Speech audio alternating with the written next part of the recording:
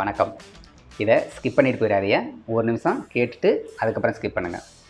ராமநாதபுரம் மாவட்டத்தில் உள்ளவங்களும் அதை சுற்றி இருக்கிறவங்க மட்டும் இதை ஃபுல்லாக கண்டிப்பாக பாருங்கள். ஓகே, இன்றைக்கி ராமநாதபுரத்தை நம்ம எல்லாருமே வந்து பார்த்திங்கன்னா அடுத்த ஸ்டேட்லேருந்து சொல்கிறவங்க எல்லாருமே வந்து அடுத்த ஊர்லேருந்து எல்லாம் சொல்கிறவங்க பார்த்திங்கன்னா ராமநாதபுரம் மாவட்டம்னாவே வறட்சியான பூமி, அது வந்து வறண்ட பூமி அப்படின்னு சொல்கிறாங்க. இதுக்கு மெயின் காரணம் கருவ மரம். இந்த கருவ மரத்தை நம்ம அகற்றினா மட்டும்தான் வந்து இதை ரிமூவ் பண்ணால் மட்டும்தான் வந்து நம்ம ஃப்யூச்சரில் நம்ம குழந்தைகளுக்கு வந்து நல்ல ஒரு இதை வந்து நம்மளால் கொடுக்க முடியும். இன்றைக்கி ஒரு 10 வருஷத்துக்கு முன்னாடி இருக்கிற நீர்ப்பாசன வசதி கூட நம்ம ஊரில் இன்றைக்கி இல்லை. ஏன்? கருவ மரத்துடைய வளர்ச்சி எப்படி, கருவ மரத்துடைய நம்ம யாருமே அழிக்காமல் இருக்கிறதுனால அது இந்த அளவுக்கு வளர்ந்து பெருசாக நிற்கிது. ஸோ கொஞ்சம் வருஷத்துக்கு முன்னாடி ஒரு கலெக்டர் ஆர்டர் போட்டிருந்தார், எல்லா இடத்தையும் சுத்தமாக வச்சுக்கிறணும். சுத்தமாக வச்சுருந்தீங்க அப்படின்னா ஒரு நிவாரண நிதி வந்து கொடுக்குற மாதிரி சொன்னோன்னே நம்ம ஆளுங்க எல்லாம் சரச்சாரன்னு எல்லாத்தையும் பக்காவாக வந்து அதெல்லாம் இடத்தெல்லாம் சுத்தமாக வச்சுருந்தாங்க. அது ஒரு ஒரு ஒரு 1.5 மாதம் தான் ஆர்டர் இருந்தது. டக்குன்னு அதோட கேன்சல் பண்ணிட்டாங்க. அது என்ன ரீசன் ஏன்னு சொல்லிட்டு தெரியல, கேன்சல் பண்ணாங்க. எல்லாருமே கருவ மரத்தை விட்டுட்டாங்க. இப்போ ஃபுல்லாக ஊரை சுற்றி எல்லார் ஊர்லேயும் கருவ மரம் இருக்குது.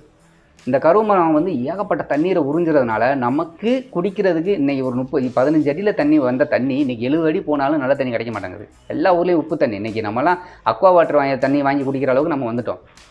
ஸோ நம்ம ஃபியூச்சரில் நம்ம பிள்ளையெல்லாம் எங்கே இருக்குங்க, இங்கெல்லாம் நம்ம ஊர்லேயே வாழ வைக்க முடியாது. அந்த அளவுக்கு நம்ம நிலைமை போயிட்டுருக்கு. ஸோ இதுக்கு நம்ம எல்லாம் முதல்ல ஒற்றுமையாக இருக்கணும். ஒற்றுமையாக நம்ம இனத்தால், மொழியால், அதாவது ஜாதியால் எல்லாத்துலேயும் பிரிஞ்சுக்கிட்டு இருக்கோம். ஆனால் நம்மளுக்கு தேவையை நம்மளால் கண்டிப்பாக எதுலேயும் பூர்த்தி செய்ய முடியாது. நம்ம பிரிஞ்சிருக்கிற வரைக்கும் நம்மளால் எதுலேயும் பூர்த்தி செய்ய முடியாது. நம்மளோட தேவையை பூர்த்தி செய்ய முடியாது.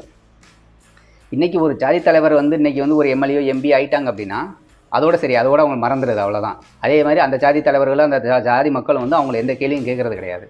ஒரு மதம், அந்த மதத்தில் என்ன அந்த அப்படியே கூட்டமாக நம்ம சேர்ந்துக்கிற மொழியை நம்மளுடைய தேவை பொதுவான ஒரு சில விஷயத்தில் வந்து நம்மளால் வந்து ஒன்று சேர முடியல.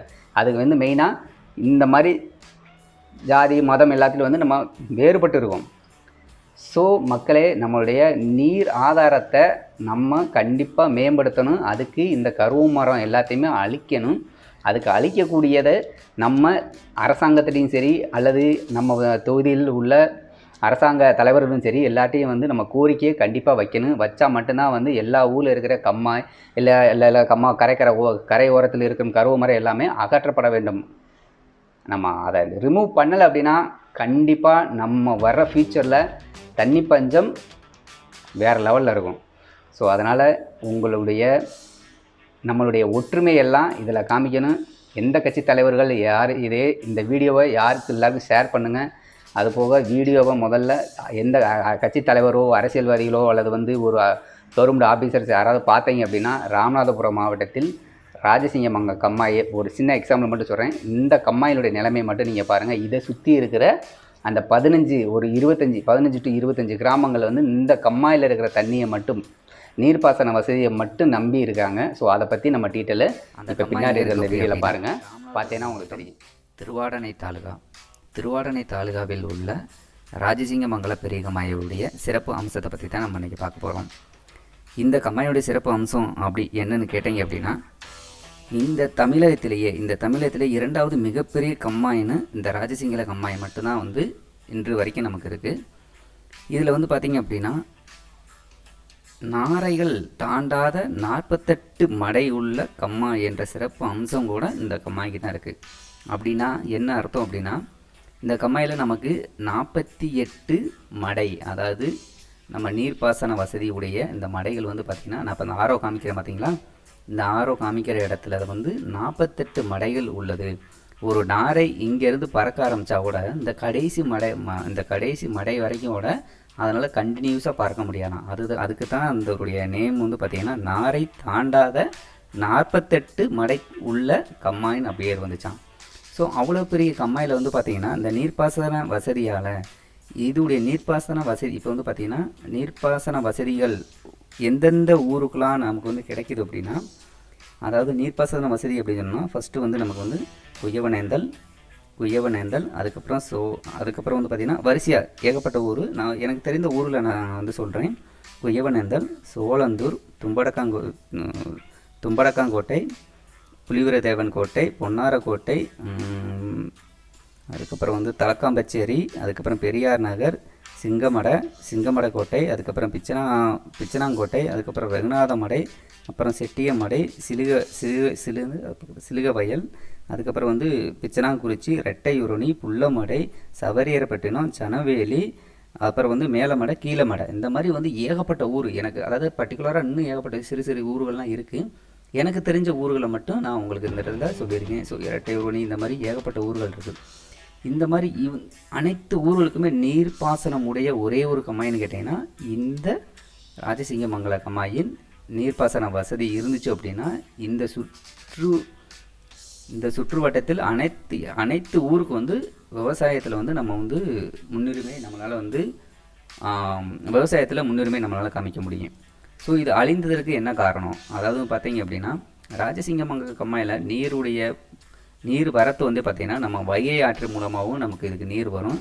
அது போக வந்து பார்த்தீங்கன்னா இந்த சருகணி ஆற்றிலிருந்து கொஞ்சம் நீர் நமக்கு மழை பெஞ்சிச்சு அப்படின்னா நமக்கு வரும். ஸோ அதில் வர்ற நீரை நம்ம சேமித்து வச்சு அந்த சேமித்த நீரை வச்சு தான் வந்து நம்ம வந்து இந்த பல ஊர்கள் வந்து விவசாயத்தை நம்பியே நம்ம இருக்கோம்.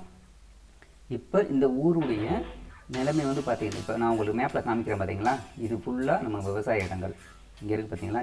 இதிலிருந்து இந்த சோளந்தூர் இந்த எல்லைக்கு உட்பட்டது எல்லாமே வந்து பார்த்திங்கன்னா இதுவுடைய நீர்ப்பாசன, அதாவது இந்த கம்மாயிலுடைய நீர்ப்பாசன வசதியை நம்பி மட்டும்தான் நம்ம வந்து விவசாயம் பண்ணிகிட்டு இருக்காங்க.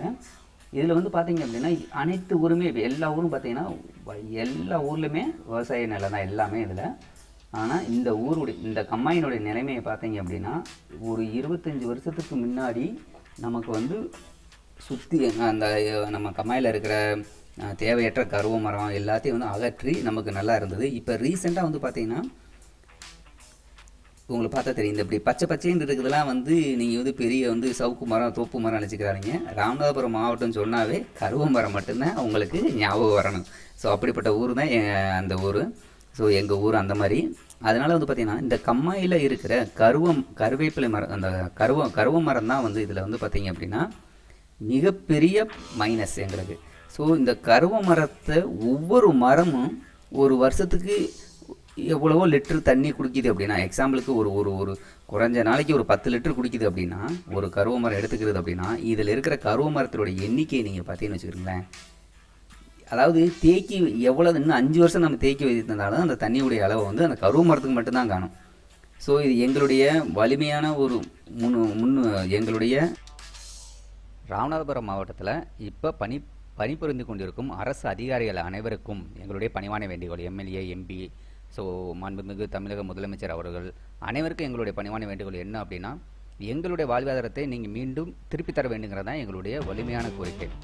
இதே போல் கருவலை நாங்கள் அழிக்காமல் இருந்தோம் அப்படின்னா ஃப்யூச்சரில் எங்களுடைய ஜென்ரேஷனுக்கு அப்புறம் வர்ற மக்களுக்கு, குழந்தைகளுக்கு வந்து எங்களுக்கு நல்ல சூழ்நிலை எங்களால் அமைத்து தர முடியாது. ஸோ இந்த டயத்தில் இங்கு அரசாங்க பணியில் அமர்ந்து கொண்டிருக்கும் அனைவருக்கும் உங்களால் முடிந்த இதற்கு தேவையான ஒரு முழுமையான தீர்வை நீங்கள் எடுக்குமாறு உங்களை பணிவோடு கேட்டுக்கொள்கிறோம். ஸோ பொதுமக்களாகிய நமக்கும் இதுக்கு கடமை இருக்குங்கிறது தான் வந்து இதை வந்து நம்ம புரிஞ்சுக்கிறணும். ஸோ நம்ம ஆர்எஸ் நீர் மட்டத்துடைய அளவு இப்போ ரொம்ப கீழே போயிட்டுருக்கு. ஸோ இதை நம்ம கண்டினியூவாக இதை அழிக்காமல் விட்டோம் அப்படின்னா நம்ம வாழ்கிறதுக்குள்ளேயே அதோடைய எஃபெக்டை நம்ம கண்டிப்பாக நம்மளால் பார்க்க முடியும். ஸோ மக்களே எல்லோரும் புரிஞ்சுக்கிட்டு இதை கருவலை எப்படி அழிக்கலாங்கிறத எல்லோரும் திங்க் பண்ணுங்கள். ஸோ இதுக்கு தேவையான ஒரு முடிவை நம்ம கண்டிப்பாக சீக்கிரம் எடுக்கணுங்கிறது தான் என்னுடைய வேண்டுகோள். ஸோ எங்களுடைய வேண்டுகோள். ஓகே நண்பர்களே.